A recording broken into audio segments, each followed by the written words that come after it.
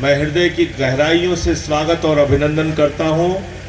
आज हम सबका सौभाग्य है कि हमको संविधान के निर्माता, संविधान के रचयिता बाबा साहब डॉक्टर भीमराव अंबेडकर जी की प्रतिमा का अनावरण इस गांव में करने का सौभाग्य मिला। इसके लिए हम सब एक दूसरे को बधाई दे सकते हैं।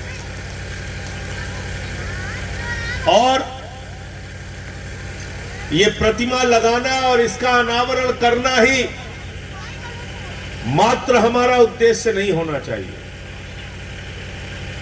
जब हम ये प्रतिमा देखें बाबा साहब की, तो बाबा साहब के विचार क्या थे वो हमको याद करना होगा।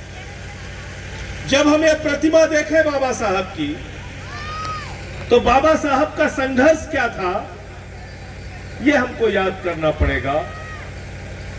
जब हम ये प्रतिमा देखें बाबा साहब डॉक्टर भीमराव अंबेडकर जी की, तो बाबा साहब कैसा हिंदुस्तान चाहते थे उस रास्ते पे हमको चलना होगा।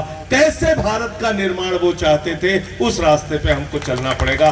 इसलिए ये प्रतिमा मात्र प्रतिमा नहीं है, ये प्रतिमा हमारे लिए प्रेरणा है, हमारे लिए विचार है। क्या याद करने का, कितनी कठिनाइयों में उन्होंने लड़ाई लड़ी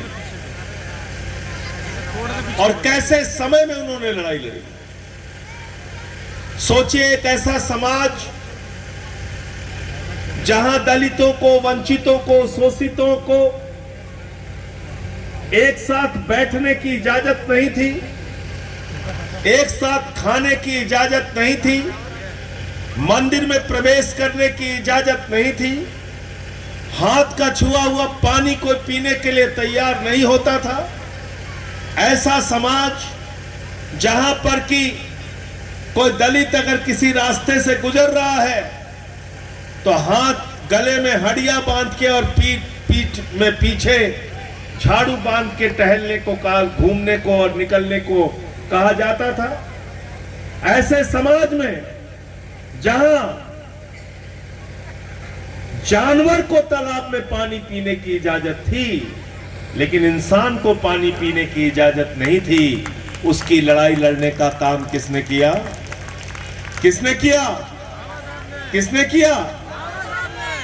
महाड़ का आंदोलन आप लोगों को याद है? महाड़ का आंदोलन क्या था?